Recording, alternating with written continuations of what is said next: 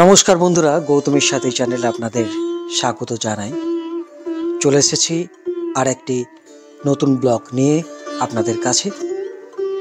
বন্ধুরা, আমি যেভাবে আপনাদের ইতিহাস তুলে ধরার চেষ্টা করি, আজকে ইতিহাস নয়, আজকে আপনাদের সামনে তুলে ধরব এমন একজন ব্যক্তিত্ব, তার বাড়ি যাব, ক্রমশ প্রকাশ্য। কার বাড়ি যাব, পুরো ভিডিওটি দেখতে থাকুন।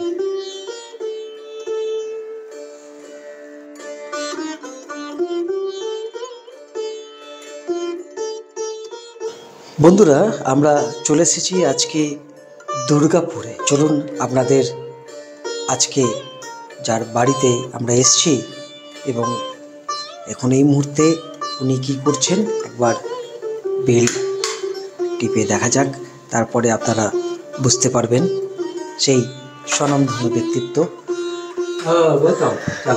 অসংখ্য ধন্যবাদ। সেই স্বনামধন্য ব্যক্তিত্ব আপনাদের আমি বলেছিলাম যে প্রত্যেকবার আমি এক এক স্বনামধন্য ব্যক্তিদের কাছে আপনাদের নিয়ে আসবো, আজকে তাই চলে এসেছি। পরিচয় দেব, কিন্তু ওনাকে দেখেই আপনারা চিনতে পেরেছেন। সাথে থাকুন, দেখতে থাকুন গৌতমের সাথে।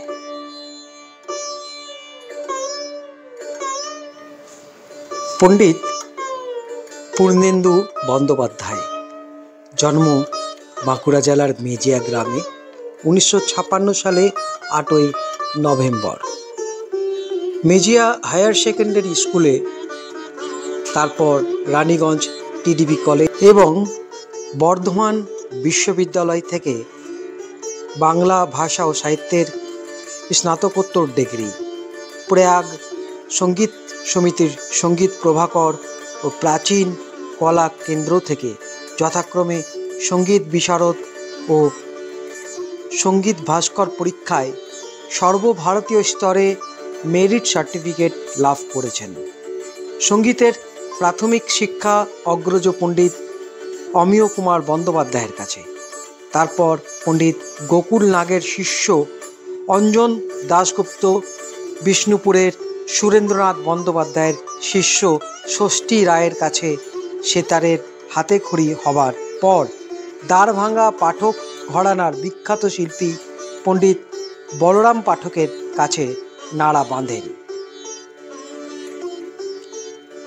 পণ্ডিতজির প্রয়াণের পর সিদ্ধহস্ত সেতারি পণ্ডিত সুব্রত রায়চৌধুরীর সস্নেহ তত্ত্বাবধানে সেতারি রূপে তার আত্মপ্রকাশ ঘটে। আকাশবাণী ও দূরদর্শনের শিল্পী, ভারতবর্ষের বিভিন্ন শহরে অনেক বিখ্যাত সম্মেলনে সেতার পরিবেশন করেছেন, পেয়েছেন প্রচুর সম্মান ও অগণিত শ্রোতার ভালোবাসা। কিছুদিন কার্শিয়াং এর বিখ্যাত স্কুল গ্লেন হিল পাবলিক স্কুলে শিক্ষকতা করেছেন। বর্তমানে সঙ্গীতই তার ধ্যান জ্ঞান। অসংখ্য ছাত্রছাত্রী তৈরি করেছেন। বিভিন্ন ধরনের সঙ্গীতের কর্মশালায় প্রশিক্ষক হিসাবে অংশ নিয়েছেন। অনেক নাটক ও বৃন্দগানের সফল সুরকার তিনি। বর্তমানে বিশিষ্ট প্রাবন্ধিক হিসাবে তার পরিচিত সর্বজনবিদিত। শুধু উচ্চাঙ্গ সঙ্গীতই নয়, সঙ্গীতের প্রতিটি ক্ষেত্রে তার গবেষণার ফসল গুণীজনের দৃষ্টি আকর্ষণ করেছে। বিভিন্ন পত্রপত্রিকায় তার লেখা নিয়মিত প্রকাশিত হয় এবং তার নিজের একটি সঙ্গীত নিয়ে বইও প্রকাশিত হয়েছে। সেই রকম একজন ব্যক্তিত্বের বাড়িতে আজকে এসে উপস্থিত হয়েছি। আজকে জানব তার সেই ছোটবেলাকার কথা এবং সেতার নিয়ে যে জীবনের পথ চলা, আমরা সব কিছুই শুনব।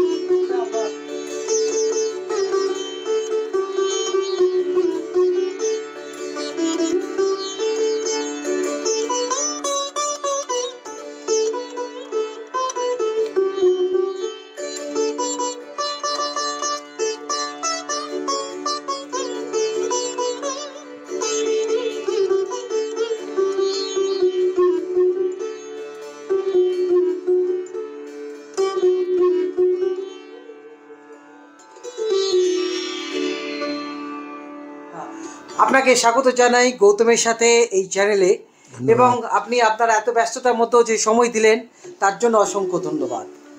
আপনার মেজিয়াতে, সম্ভবত বাঁকুড়া জেলার মেজিয়াতে আপনার জন্মগ্রহণ। হ্যাঁ, এবং যতদূর শুনেছি সেই 6 বছর বয়স থেকে আপনার এই সঙ্গীত জীবনে প্রবেশ, সে হারমোনিয়াম থেকে। হারমোনিয়াম নিয়ে তো একটু দাদার সঙ্গে, আমার দাদা অমিয় কুমার বন্দ্যোপাধ্যায় বা কলকাতার বিখ্যাত সুখেন্দু গোস্বামীজির ছাত্র ছিলেন, প্রিয় ছাত্র।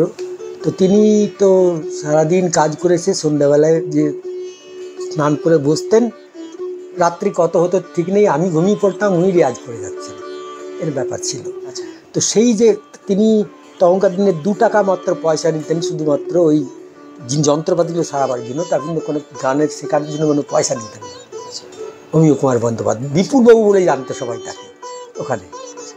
তো উনি যখন শেখাতেন বাচ্চা বয়স থেকে, আমি তখন বসে থাকতাম, আমার থেকে 20 বছরের বড় ছিলেন উনি, বাবাই বলতে পারেন, বাবার মতো আর কি, স্নেহ নিয়ে আমাকে দেখতেন। তো ওই ওই সঙ্গীতের এই জ্ঞানটা আমার পরবর্তী ক্ষেত্রে খুব কাজে লেগেছে। কারণ কি, ওই গানে যতদিন না গান সেন হওয়া যায়, গান সেন তো হওয়া যায় না, গান সেন কী করে হবে? হ্যাঁ, তো গানটা আমার তৈরি হয়েছিল আমার ওই দাদার গান শুনে শুনে বাচ্চা বয়স থেকে।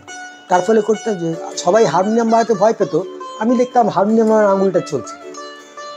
এমনকি যখন আমার 7-8 বছর বয়স, তখন দাদার সঙ্গে বড় বড় ফাংশানে পর্যন্ত আমি হারমোনিয়াম সঙ্গীত করতাম, ক্লাসিক্যাল মিউজিকে।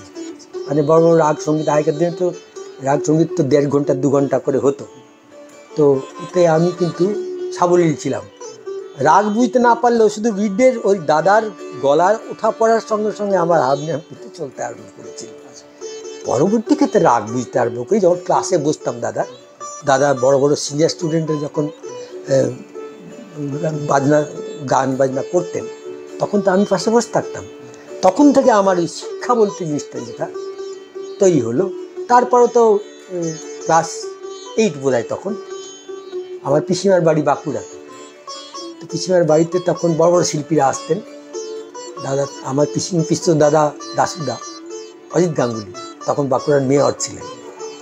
তো উনি যখন একবার গেছি, তখন দেখি মহিলাল নাগ, পণ্ডিত মহিলাল নাগ এখনও বেঁচে আছেন উনি, কিন্তু উনিটা এখনও বেঁচে আছেন, ওনার সুস্থতা কামনা করি। তো উনি আমাদের বাড়িতে অতিথি হয়ে এসছেন।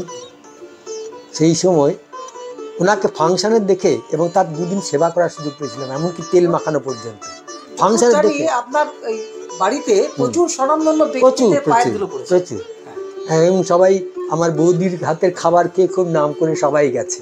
এটা আমি মেজিয়ার কথা বলছি। মেজিয়াতে বাচ্চা বয়স থেকে, ধরুন 78 সাল থেকে আমার মনে আছে, তার আগে তো বাচ্চা বয়সে মনে নেই, কিন্তু 78-79 সাল থেকে যে প্রোগ্রামগুলো হয়েছে, বড় বড় শিল্পী সব প্রোগ্রাম, আধুনিকের প্রোগ্রাম, সেটাও বড় বড় শিল্পী। পূর্ণদাস বাউল আমার মনে আছে, আমার বাড়িতে এসে বসে আছেন, প্রোগ্রাম হবে। তারপর ওইরকম ধরনের, মানে পল্লীগীতিরও বড়, সবচেয়ে বড়, ক্লাসিক্যালেরও বড়, আবার আধুনিকেরও বড়। তখন সুদাম বন্দ্যোপাধ্যায় ছিলেন মনে আছে আমার, আধুনিকের শিল্পী। হ্যাঁ, সেই উনি এসে ও দলবল নিয়ে চলে এসছেন দাদার ডাকে। দাদাকে সবাই খুব ভালোবাসতেন। হ্যাঁ, তো মণিদাকে দেখে আমি সেতারের প্রতি ইন্টারেস্টেড হই। তারপরে উনি মরিলাল নাগের কাছে শেখার সুযোগ আমার হয়নি, তখন তিনি খুব ব্যস্ত সেই সময়টাতে, বিদেশ গেছেন। পরবর্তী ক্ষেত্রে তুমি তো বলেই দিলে যে অঞ্জন দাশগুপ্ত, ওনার কাছে শিখেছি। ষষ্ঠী রায় মশাই দাদার বন্ধু ছিলেন, তার কাছে শিখেছি। তারপরে আসল শিক্ষা, মানে খাল বিল পেরিয়ে সাগরে মিশলাম পণ্ডিত বলরাম পাঠকজির কাছে গিয়ে পড়ে। আমার গুরুজি পণ্ডিত বলরাম পাঠকজি, তো তিনি তো আইকন ছিলেন, একটা আলাদা রকম ব্যাপার ছিলেন সঙ্গীতের জগতে। ভয় ভয় থাকতাম, গ্রামের ছেলে, বাঁকুড়া জেলার গ্রাম, সেখানের ছেলে আমি, কলকাতায় গিয়ে খুব ভয়ে ভয়ে থাকতাম।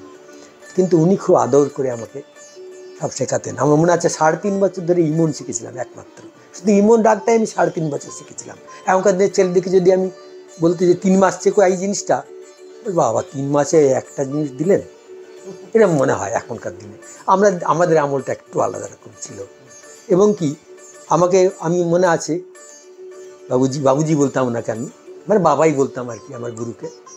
তো বাবুজি সেতার ধরে দিলেন, বলেন এইটা ডা ডা ডা চলতে থাকুক, আমি আসছি এখনই বলে বাজারে বেরিয়ে গেলাম।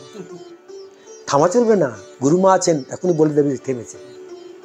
হাত কেটে রক্ত ঝরছে, উপায় নেই, উনি না এসে না থামালে আমার থামা যাবে না। এখনকার দিনে সেটা করা যাবে না। আমাকে বলতে 8 ঘন্টা রেয়াজ না করলে শেখাবো না। আমি এখন আমার ছাত্রদের বলি 8 ঘন্টা কর বাবা, উপায় নেই তো, কারণ লাইফটা স্পিডি হয়ে গেছে এখন, তাই না? তো এই করে করে সঙ্গীতের তারপরে আমাদের সঙ্গীত পরিষদের দাদা প্রতিষ্ঠা করলো মেজিয়াতে। সেখানে প্রয়াগ, চণ্ডীগড় ইত্যাদি, তুমি তো আগেই ওখানে গিয়েছো বোধহয়। তো সেই সবগুলো করতে করতে ওখানে পরীক্ষক হয়ে সারা ভারতবর্ষ ঘুরলাম, প্রয়াগ চণ্ডীগড়ের পরীক্ষক হয়ে। এই মিউজিয়ামেও পরীক্ষক হলাম, ঘুরলাম, সমস্ত জায়গার গান বাজনা শুনবার সুযোগ হলো।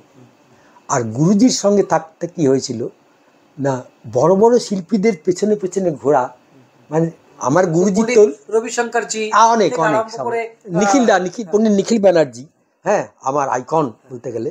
সেই পণ্ডিত নিখিল ব্যানার্জির বাড়িতে আমি 3-4 বার গেছি, ওখানে চা খেয়েছি, বসেছি। হ্যাঁ, আমার সৌভাগ্য সেটা, মানে আমার গুরুর কৃপাতে আমার সৌভাগ্য।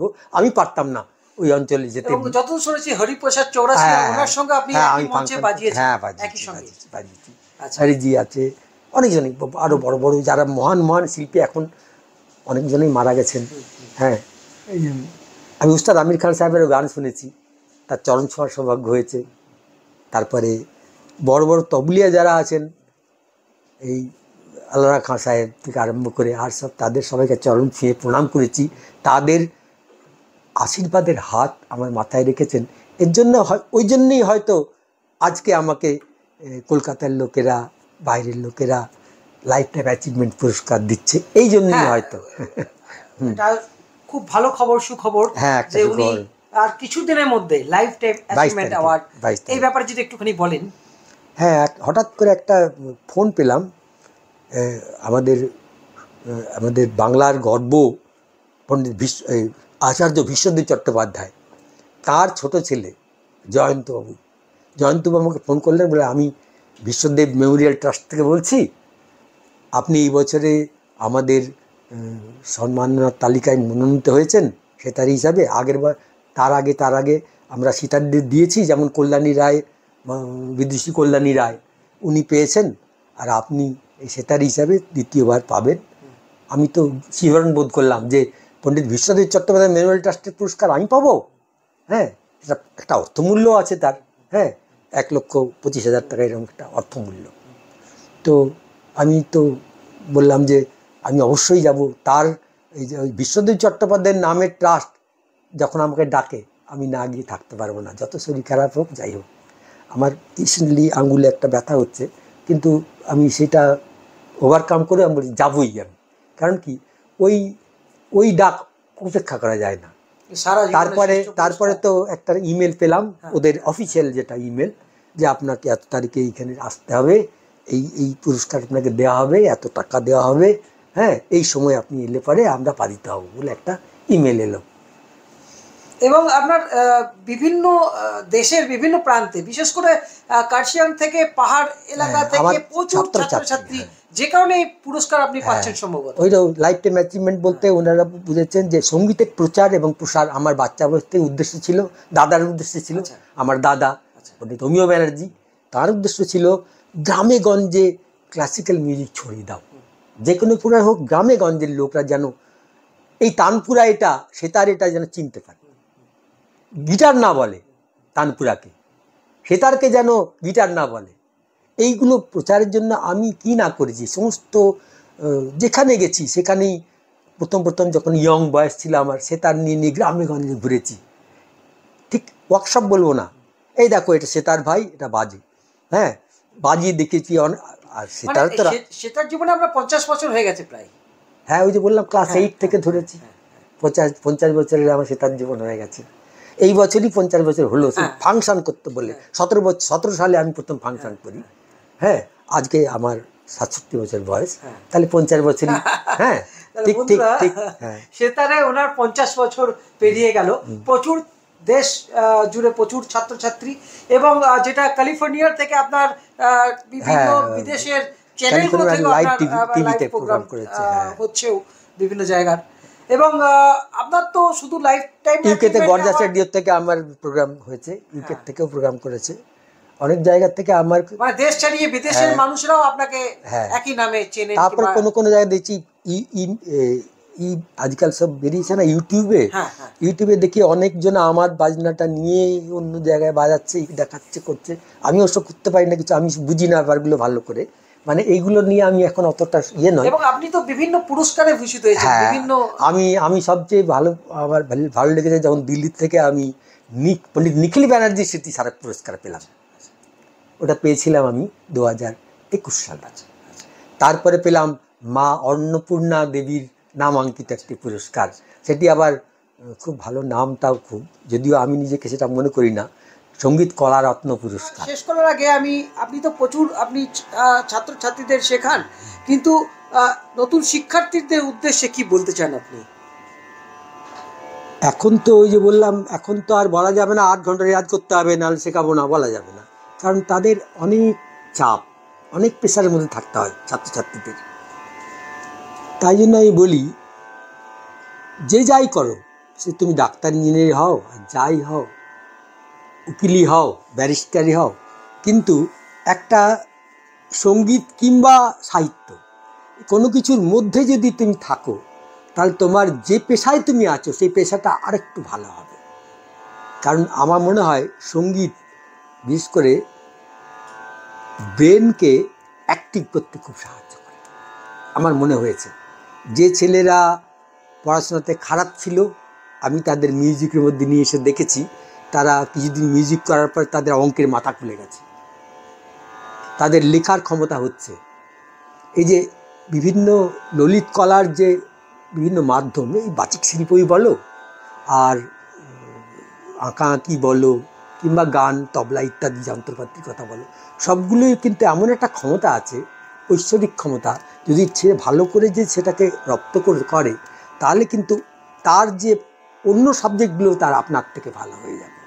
আমি তাই জন্য তাদেরকে বলবো সবসময়তে যে একবারে 24 ঘন্টার মধ্যে দিয়ে দিতে হবে না মিউজিককে, এখন মিউজিককে সামান্য সময় দাও, তাকে ধরে রাখো, সময় পেলে বাড়াবে। আপনার কি মনে হয় নতুন প্রজন্ম কতটা সেতারের প্রতি ঝুঁকছে? আমার তো মনে হয় ঝুঁকছে, কারণ আমার কাছে ইদানিং দেখছি বেশ কয়েকজনা, তারা ইংলিশ মিডিয়ামে পড়েও, কলেজে পড়ে, সেই সব ছেলেমেয়েরা আসছে শেখার জন্য। আমি বললাম সেতার কেন? আমি প্রথমে সেতার ভর্তি করতে গেলে ইন্টারভিউ নিয়ে একটা, হ্যাঁ সেটা কেন, ওই গিটার নয় কেন, তুমি গিটার শেখো তো তাড়াতাড়ি হয়ে যাবে। বললো না, সেতারের সুরটা আমাদের প্রাণে লাগছে শুনতে, তার জন্য আমার মনে হচ্ছে সেতার ছাড়া আমি আর কিছু শিখবো না। অনেকজনা বলেছে এই কথা। তো সেই হিসাবে আমি বলবো যে এই যে এখনকার প্রজন্ম, বিশেষ করে আমি মাঝখানে খানিকটা কালো সময় বলতে পারা যায়, মাঝখানেটা, ওই সময়টা সবাই ওই একটু ঝুঁকেছিল, ওই গিটার একটা কাঁধে নিয়ে আর ঝামঝাম করা আর এমনি যা খুশি বলে যাওয়া, এরকম একটা ব্যাপার ছিল। সেটা একটা ক্ষেত্র পর্যন্ত ঠিক আছে, কলেজ লেভেল পর্যন্ত ঠিক আছে, কিন্তু তারাও তো বয়স হয়, তাদেরও বয়স হয়, তাদের তো একটা বোধ জন্মগ্রহণ করে, বয়স হলে পরে তাদের তখন আর সেটা ভালো লাগবে না, কিন্তু সেটার বাচ্চা বয়সে তোমার যতটা ভালো লাগবে, বৃদ্ধ বয়সে তার থেকেও বেশি ভালো লাগবে, একদমই তাই, তাই না? তো এই জন্য আমি চাই ক্লাসিক্যাল একটা বেস থাকলে, এবারে যেমন ধরো আমি গান যে কোনো সময় যে কোনো গান করে দিতে পারি। লোকে বলে আপনি গানে রেয়াজ করেন না, কী করে গান করেন? এই যন্ত্র এমন একটা যন্ত্র, এটাতে কান তৈরি হয়ে গেলে গলা দিয়ে আপনার থেকে গান বেরোবে। আমি যখন গান প্রথম শিখতে গেলাম, আমার বাবুজি পণ্ডিত গৌরাঙ্গ পাণ্ডেজি বলেছেন, বাবু পহলে তোরা গানা শিখনা পড়েগা। ওরে বাবা, হাল করে একটা জিজি হয়ে যায়। না না, এই স্কুলে গান করা হয়েছিল। হ্যাঁ, আচ্ছা, কি গান বলো, কি গান শুনতে চাও তুমি? বলো কি গান শুনতে চাও? আমি সব ধরনের গান করতে পারি, ভালো লাগে আমার সব। আপনার পছন্দের যে কোনো, আপনার পছন্দের যে কোনো। হ্যাঁ, রবীন্দ্রনাথ ছাড়া তো বাঙালি সম্পূর্ণ নয়, তাই না? একদম। তা আমি একটু সামান্য রবীন্দ্রসঙ্গীত শোনাতে পারি কি? একদম।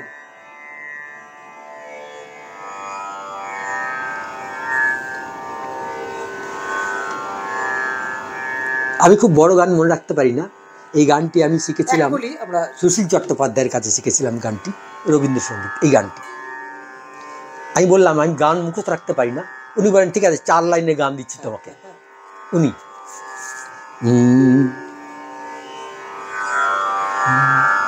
নয়ন মেলে দেখি আমায় বাঁধন বেঁধেছে, নয়ন মেলে দেখি আমায় বাঁধন বেঁধেছে, গোপনেকে এমন করে, গোপনেকে এমন করে এ ফাঁদ ফেঁদেছে আমায় বাঁধন বেঁধেছে। বসন্ত রজনী শেষে বিদায় নিতে গেলেম হেসে, বসন্ত রজনী শেষে বিদায় নিতে গেলেম হেসে, যাবার বেলায় বধূ আমায়, যাবার বেলায় বধূ আমায় কাঁদিয়ে কেঁদেছে আমায় বাঁধন বেঁধেছে। আর না, দুর্দান্ত দুর্দান্ত। আমরা অনুষ্ঠান শেষ করব এবং আরেকটি প্রশ্ন আছে। আপনার 50 বছর হয়ে গেল সেতার জীবনে, হ্যাঁ, কিন্তু যে সম্মান আপনার পাওয়া দরকার ছিল, আপনি কি নিজে মনে করেন যে সেই সম্মান আপনি পেয়েছেন? দেখো আমি তো খুব স্যাটিসফাইড, কারণ এই গ্রামে, মেজিয়ার মতো গ্রামে থেকে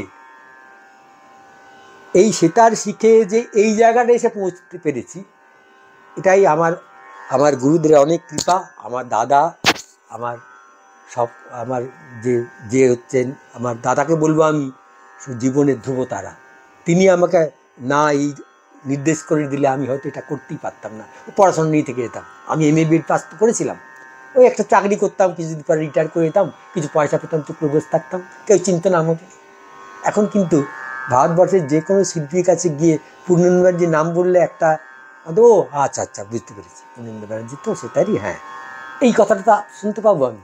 হ্যাঁ, এই জন্য আমি মনে করি আমি স্যাটিসফাইড। তবে হ্যাঁ, এবারে কিছু ভালো আরও কিছু শিখতে পারতাম, কিছু ভালো আরও বাড়াতে পারতাম। আমার শিল্পীতে ওখানে স্যাটিসফাইড হয় না। হ্যাঁ, আমি সেই দিক দিয়ে স্যাটিসফাইড নেই। আমার রিয়াজ অনেক কম হয়েছে, সংসার সংগ্রাম করতে গিয়ে অনেক সময় রিয়াজ কম দিতে হয়েছে। হ্যাঁ, তার জন্য বলতো আগে সবাই বলতো আমির নালে ফকির, বলতো না যে গান হয় তাদেরই, ক্লাসিক্যাল মিউজিক। তো আমি তো ফকিরও নই, আমিরও নই, আমরা মধ্যবিত্ত বাঙালি, তাই না? তো তার মধ্য থেকে যেটুকুন হয়েছে ঈশ্বরের অনেক কৃপা। জয় শ্রীরামকৃষ্ণ, জয় শ্রীরামকৃষ্ণ, জয় শ্রীরামকৃষ্ণ। বন্ধুরা, শুনলেন সেই স্বনামধন্য শিল্পী পণ্ডিত পূর্ণেন্দু বন্দ্যোপাধ্যায় এবং তার জীবনী। তা আমরা অনুষ্ঠান শেষ করব ওনার সেই সেতারের সুর দিয়ে।